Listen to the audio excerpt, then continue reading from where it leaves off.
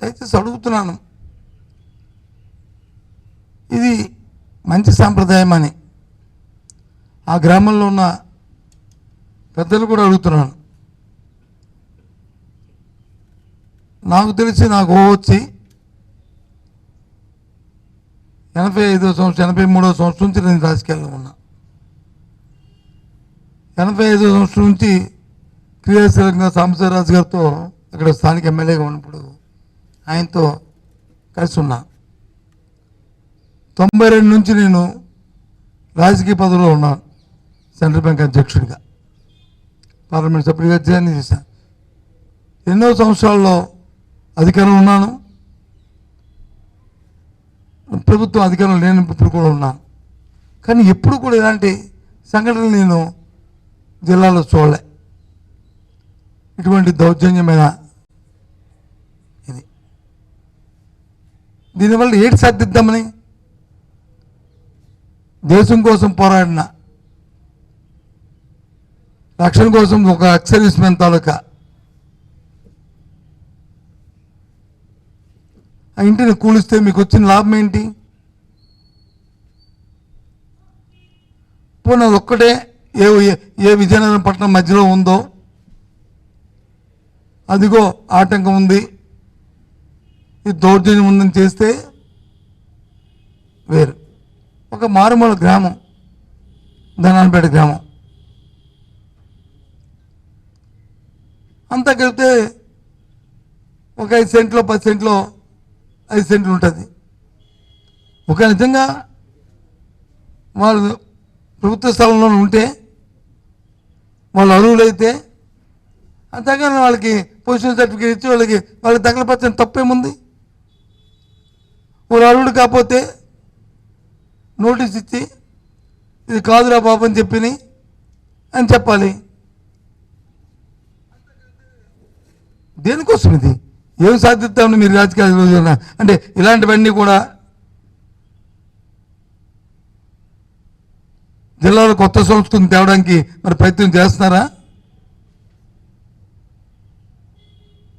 ఆలోచించండి. నేను ఆ స్థానిక ఎమ్మెల్యేని కోరుతున్నాను, ఇది కరెక్ట్ కాదు. రాజకీయాల్లో కొత్త అవుతే కొత్త వచ్చు మీరు, కానీ ప్రజా జీవితంలో ఎప్పటి నుంచో వ్యవహార జ్ఞానం తెలిసిన వ్యక్తులు మీరు. ఇలాంటి ప్రోత్సహించడం మాత్రం కరెక్ట్ కాదు. మన మనశ్శక్తులు మనం ఆలోచన చేసుకోవాలి. జిల్లాలో ఉన్న రాజకీయ నాయకులు అందరూ కూడా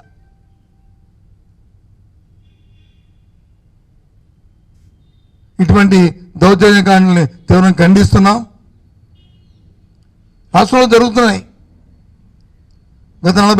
గత ఎన్నిక ఫలితాలు వచ్చిన దగ్గర నుంచి ఏ విధంగా జరుగుతున్నాయో చూస్తున్నాం.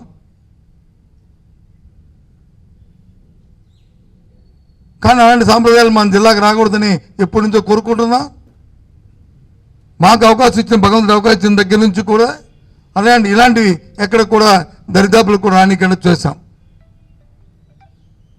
మా దగ్గర కూడా వచ్చే కంప్లైంట్లు, ఏ వ్యక్తి అయితే ఇప్పుడు ఆ ఊరిలో కంప్లైంట్ పెట్టారో ఆ వ్యక్తులు ఆ గ్రామాల్లో చేసిన గత 20-30 సంవత్సరాల నుంచి ఏ విధంగా వాళ్ళు చేశారో అన్నీ వాళ్ళ మనస్సాక్షికి వాళ్ళకి తెలుసు. ఎప్పుడైనా ఎవరు పట్టాన్ని కొట్టడానికి కానీ, లేదా ఎవరి పేకాన్ని తీయడానికి కానీ, ఎవరు అవసరం ధ్వంసం చేయడానికి కానీ ఎప్పుడు ఆలోచన చేయలేదే.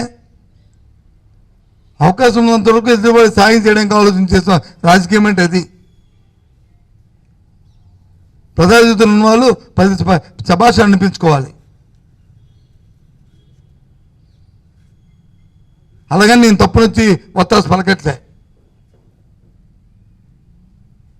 పాపం నేను చూశాను, నాకు ఎవరో ఒక అబ్బాయి మేము చూడండి ఎంత దీనంగా ఉన్నాదు వింటుంటే. ఎవరైతే ఉన్నారో ఈ ఎంగినాయుడు, ఈ jawan, retired army jawan, president of ఇండియాను కూడా రిక్వెస్ట్ చేస్తున్నాడు, రాష్ట్రపతిని కూడా రిక్వెస్ట్ చేసుకుంటున్నాడు ఎంత ఈ జరిగిన దౌర్జన్యానికి.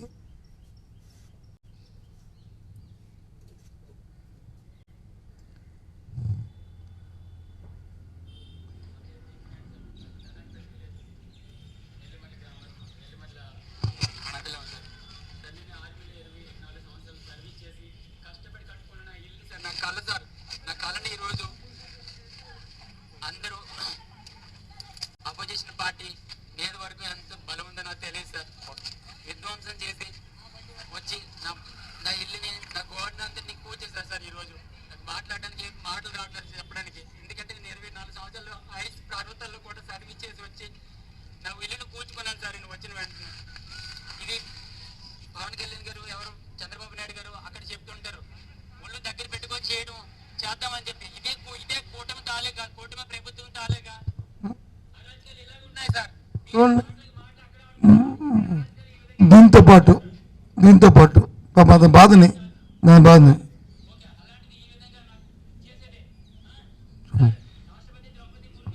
आपको भी नमस्कार. आप देखिए मुर्मू जी, आप देखिए राष्ट्रपति द्रौपदी मुर्मू जी, आप देखिए मैं फौज में सर्विस करके आए. आंध्र प्रदेश में ऐसे विध्वंस हो रहा, मेरे घर को पूरा निकाल दिया, घर दीवार गिरा दिया. ये ग्राम कंट है. अगर एनक्रोचमेंट होने से हो गया, एनक्रोचमेंट वाला बहुत लोग हैं मेरे गांव में, उन लोग के लिए छोड़ दिया. उनको कम से कम 10-15 बंद है, लेकिन अभी पॉलिटिकल पावर है अभी, इसलिए अपना वो एगेनिस्ट चंद्र राजशेखर ఇది ఎంతవరకు సమంజసం చెప్పండి. ఒక రిటైర్డ్ అయిన ఆర్మీ జవాన్ వచ్చి 4 నెలలు ఇంటికి వచ్చి ఈ విధంగా క్షోభ ఈ విధంగా ఇది పెట్టి ఈ విధంగా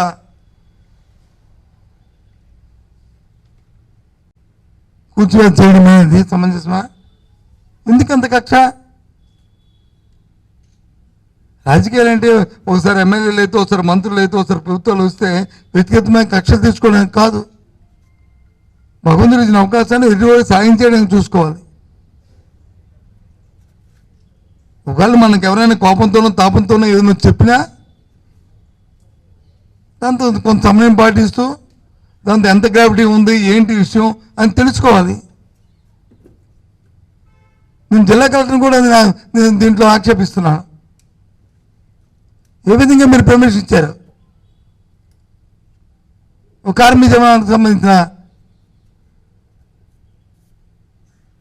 ఒక వ్యక్తిత్వాలకి ఇంటిని వచ్చి కూర్చోడానికి మీరు కలెక్టర్ గారు కదా ఒకసారి పిలిపించుకుని అబ్బాయిని నువ్వు రెస్పాన్సిబుల్ పర్సనే కదా, నువ్వు ఆలోచించు బాబు అని చెప్తే అయిపోయా.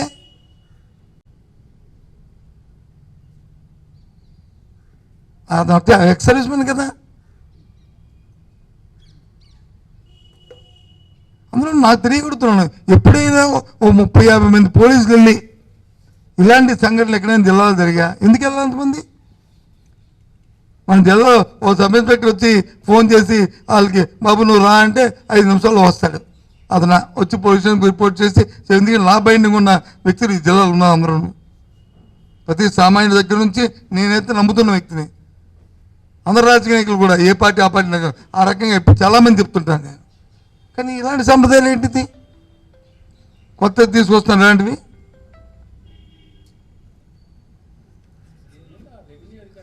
రాత్రి అయితే పగలైతే రాత్రి వస్తుంది.